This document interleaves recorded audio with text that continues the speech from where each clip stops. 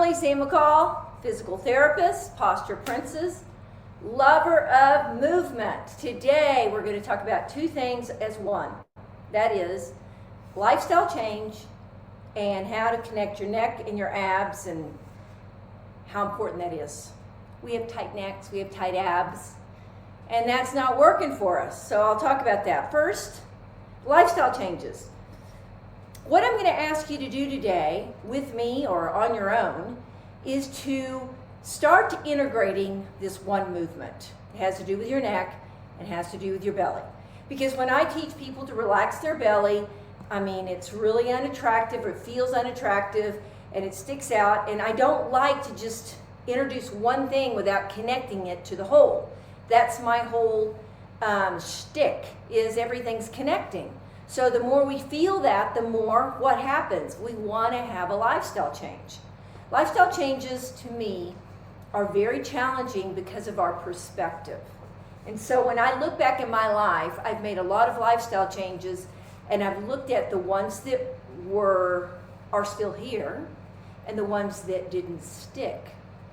And what I noticed is a critical principle is you've got to kind of find out that you like it or it did something for you when you started to make a change. So when I was really young, I started drinking more water in my 20s and sleeping better, and it made such a difference in my health. So why not keep doing it? It felt good. So it wasn't a huge change for me. It wasn't a huge obstacle because I could actually feel and enjoy and experience the change. When lifestyle changes are more challenging is when your mind is sort of running it and you're deciding how much you should do.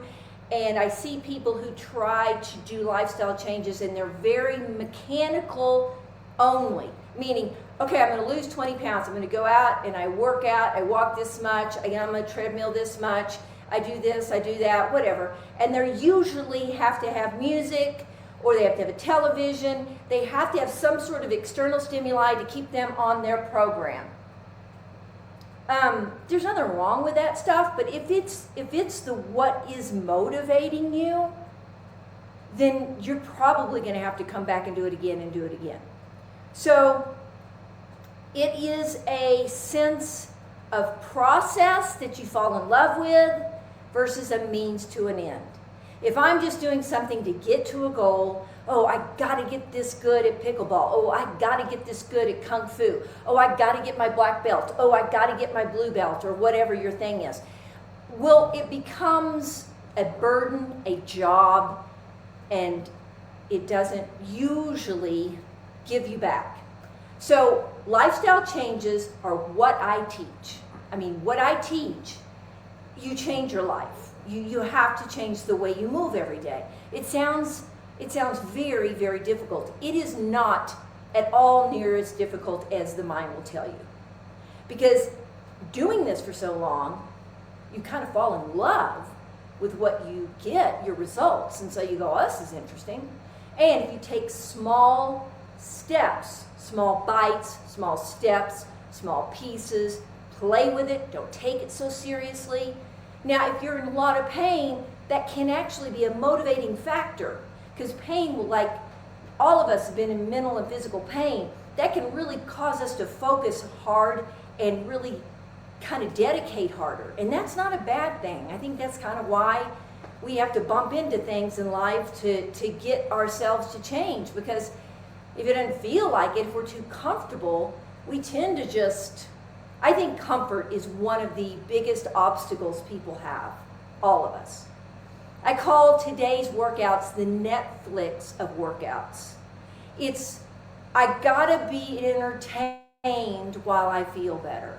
So we all know that movement makes you feel better if you don't have a lot of pain. I'm just assuming that. So we gotta be entertained. And if I'm not entertained, then I really don't want to do it. That's all external. Okay. Nothing wrong with that. But if you don't have some sort of enjoyment of what you're doing and being in the moment and failing and then getting up and going again and failing and getting up, because Constantly, life is just one big failure that you overcome. That's what to me it is. And when you start to see that that's just normal, it becomes a lot more interesting. And your mind begins to let go of control, and you start to trust the body or whatever you're doing, and that is so much more enjoyable. Here we go. Here's what we're going to do today. Most people, I've done this before, but today we're going to really focus on taking it into your life. Okay? So, most people are pretty tight in their neck back here. Don't even know it, but they are. Because of phones, chin up, we're always looking out. We really don't know what's going on here. We don't use our head enough. We really don't. We use our biceps. We use our triceps. We use our legs. But we don't use our head, and we really need to. And I'm always trying to be creative on how to do that. Here's a picture that I've shown before. These people that use their body to balance most of what they have in their life with them as they go from town to town or wherever they're going, they're balancing a lot of things on their body. They balance on their structure. With me, you don't have to think about any muscles. Your muscles will follow your bones.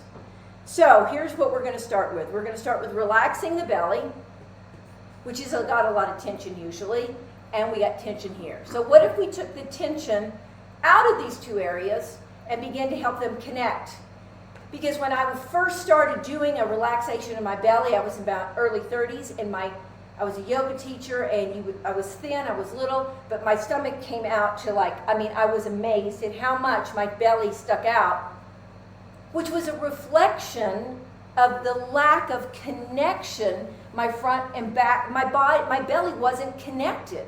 People think of isolating, I'm going to isolate this, I'm going to isolate this, I'm going to isolate this.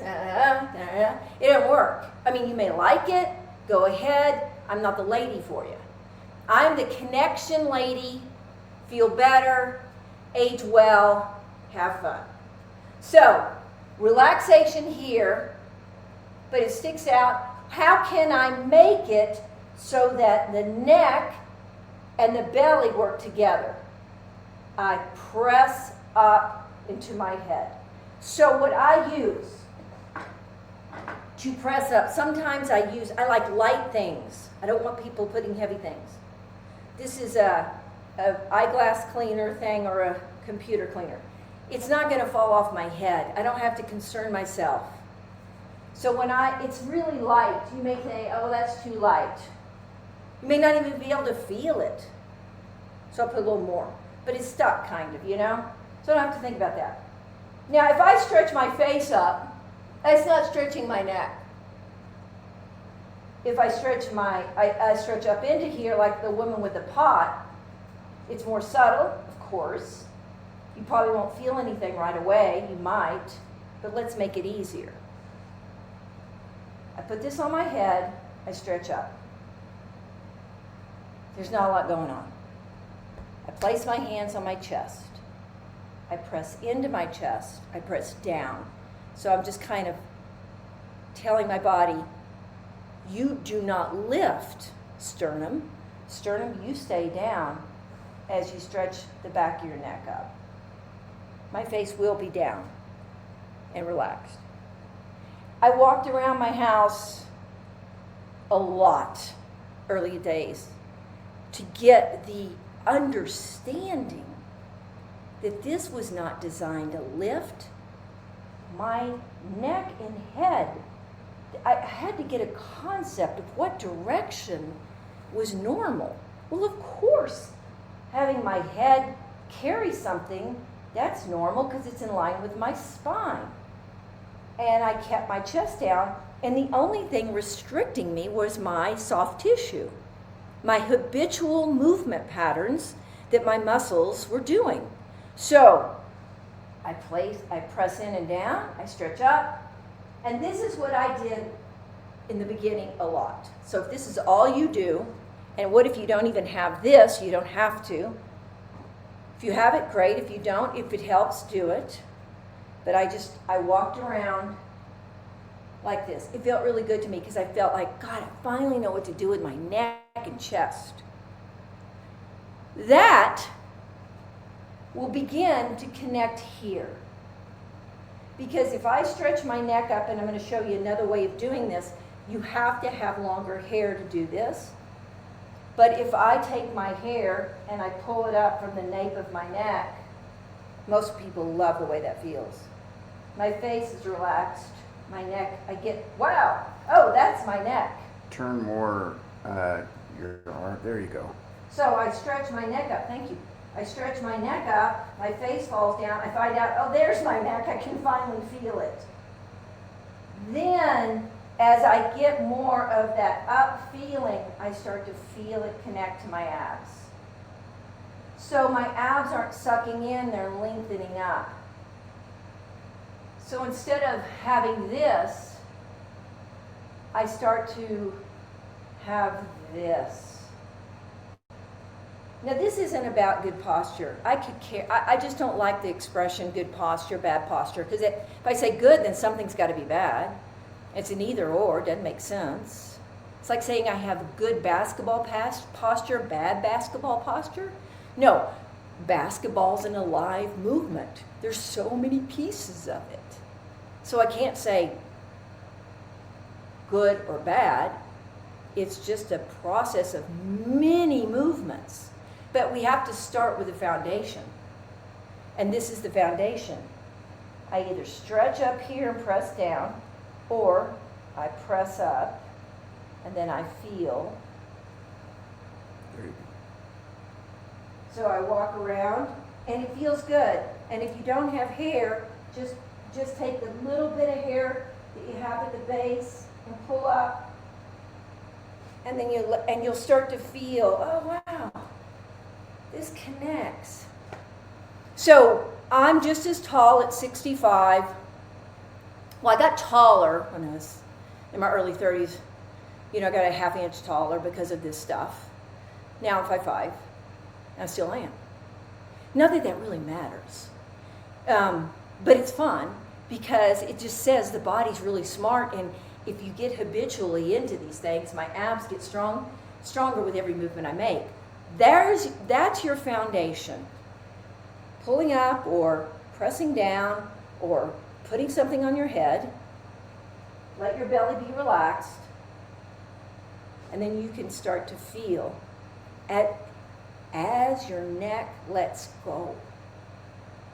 Because at first it's tight. And I just liked, it just, then you let go and you can kind of feel something let go, and then your structure begins to just be more upright. If I had to think about this all the time, it'd be crazy.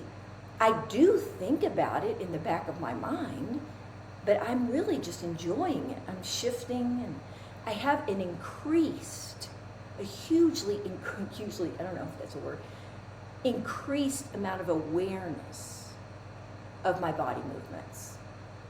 And when we're more aware, whether we're doing a sport, whether we're doing meditation, whatever we're doing, we are more content. Happy, peaceful, awareness brings a lot. It brings a lot to you. So that's today's lifestyle change, neck and abs. Relax it and move it in line with your body. Get into structure. Questions? Becca in Birmingham says, do you have any tricks to remind me of the back of my neck? This one is the one that I would do the most, is touch it. I feel like if I do this, like that, or pull my hair. Another one is, I have my hands down. I bring my face down. You can do that right now. Close your eyes. I like to put my hands on my head, on my chest. Put my face down, and all of a sudden my neck feels longer. And then when I open my eyes, I bring my eyes up to normal. So you're going to notice your nose is down. It's going to be kind of weird at first. You may yawn a lot if there's tension. I notice that I yawn. You will yawn. you'll kind of like get rid of tension by yawning. I don't know why it happens, but it does. Jill in Tucson asks, how did you figure out that you needed to relax your abs? My teacher. I had my teacher she's an artist, Angie Thusius. I only saw Angie like 9 times in my whole life.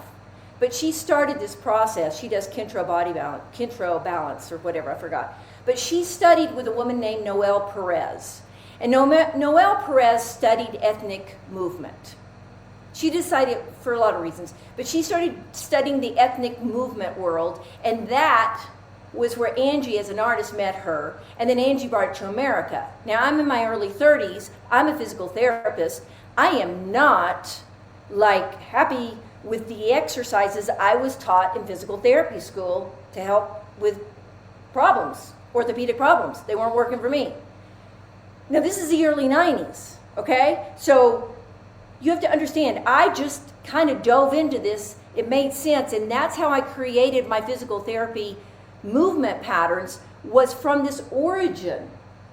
And so these people, I saw pictures of them, I saw their alignment, I was putting my physical therapy brain with like structure governs function. That's right. These people are relaxed in their belly, they're relaxed in their face, but they're doing really hard work in heavy labor. I knew that athletes, once they mastered or developed a skill, they did it with great ease. So it was like, well, neurologically that makes sense.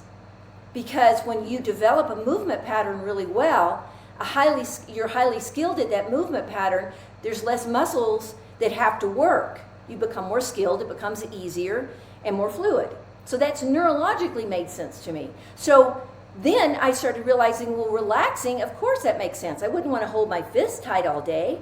Nobody wants to do that. Do I want to hold my jaw tight all day? No. Do I want to hold my belly tight all day? No. So many of my understandings medically just fit into this, and then I just sort of threw myself into it with every orthopedic challenge I found, and found out through my own body and others, the more I relaxed, the more I could shift my body into a more centered and balanced state, the right muscle groups would kick in.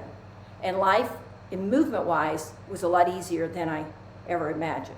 So that was my evolution to where I am today, and created what I do from that foundation. But then I took it to this level of physical therapy.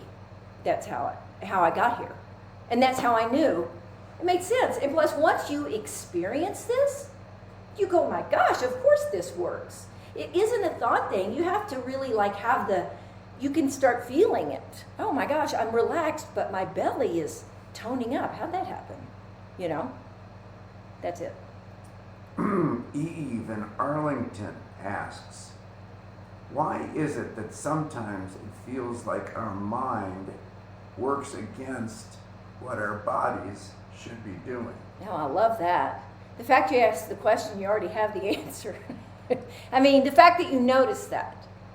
I feel we are in a society that's very thought-based, science-based, thinking-based, Google-based, idea-based. You didn't grow up having to get from one town to the other carrying something and having more experiences with your body than your mind. We experience so much with our mind and what we've been taught. And I don't have all the answers. I've studied under a lot of different types of spiritual teachers and watched a lot.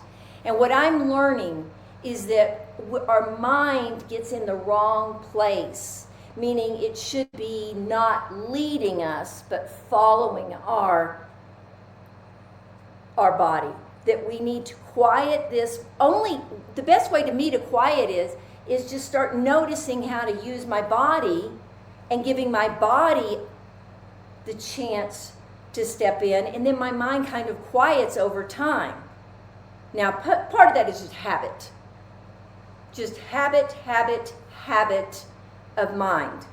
It can be, if you get deep, you can be stressed, It can be subconscious. There's all sorts of things. That's not my specialty, but I do know that the more that I give attention to this, the more relaxed I am, more at peace I am with my body, and that my mind is there to help me, but it is not in front. It's behind. My body leads. And that's not in vogue in our society today.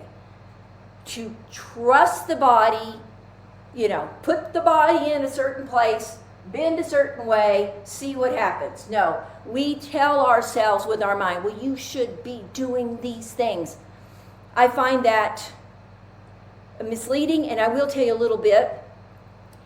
When a medical professional comes to one of my classes, I know how they've been trained. I have to take them out and say, for 1 hour or 1 hour and a half or whatever long, I'm going to ask you to just not let your mind run this. Just set it down for a minute, and when it pops in, just keep setting down everything you know, because that's hard.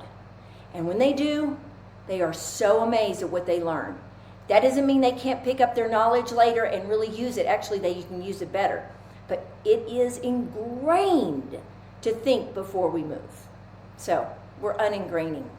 That's how I see it. Hope that helps. Bob in Williams asks, why does my chest or sternum want to come up to lengthen my neck? I think because we're short here. I think we're kind of tight like this. For some reason, we've elevated and we've shortened a lot of this. And then when we drop this and stretch up, I can tell you a lot of reasons why I think. Another reason is if we're really tight in our pelvis, we can't relax down. We're not used to letting go in our hips. If you watch some of my videos, I talk all the time about sitting in your crotch and being in your crotch. I tend to hold up here if I don't think I have a place to sit down in there. So this, and it may be very subtle and it may be very subconscious, but if I can't sit in my crotch and relax my belly, how is my neck and chest going to relax? So I think it's just habitual patterns. It's just habitual patterns. That's all it is. It's not something that we have to worry about. We can just start changing them because the body knows from childhood how to do it well. And then we can just go back to what it already knows how to do. That's the fun thing about it. Angie in Flagstaff asks, will my stomach always be sticking out or will it contract? It will contract. It will get, it'll lengthen up and it gets really firm. Now, I don't have, what you'll notice is, what you'll notice more is an abdominal strengthening. Most people is that you'll see this part right in here, and then this will kind of stick out a little bit. You'll see this in a lot of track and field women. I've noticed they don't have this sucked in. Usually it's the African American women, black women, who really do not manipulate their bodies. They don't get all like this. They're gorgeous. They have a little bit of a belly that just kind of rounds, and then they have this incredible back and buttocks, and they're like a cylinder. And they don't tend, it's cultural sometimes too, they don't tend to manipulate and pull in. So you have to look at different types of abdominals, and then you also have to get to where you feel good in your body and it lengthens up. I mean, I lengthen up, I can feel my abs kick in all the time. When I sit, I can lean back a little, my abs are kicking in. My ab is kicking in. My abs are kicking in all the time. And the more you become structurally more upright. Last but not least, Bill in Vernon says, why do you feel traditional PT exercises don't work to help bring relief or strengthen an injured area? Now, it's not something I think, I just didn't have success. Now, I had success with exercises in physical therapy that were post-op, meaning after an ACL reconstruction, if I was doing quad sets. Anytime there was a post-op situation where I needed to help somebody's body reconnect, there were a lot of little exercises that I found very valuable. Now, I'm 30 years into being a physical therapist. More than that. So this isn't something that yesterday I thought or didn't think. I know how far some of those exercises can help you. And I know that there are some that really work. And then I know a whole lot that are doing the same thing, or a whole lot of exercises that are continuing to be used that are spot treatment and they're not working. I know people lie on the ground and do the same exercises for their back that they did in the 70s, 80s, 90s, 2000. And they're still struggling with their back or their hip or something. That doesn't make sense. Think of your exercises to help you heal. Now, I'm not speaking about post-op. I'm talking about everyday life stuff. Think about it as a sport. You do drills. You do drills. Michael Jordan said what? He said something about foundation was really important in basketball. You got to build a foundation. I'm the foundation lady. And these exercises are only life exercises. These are the things you do every day. Why don't we make them the physical therapy exercises so that you will not continue to go back to the same problems? So it's not whether I think or don't think they work.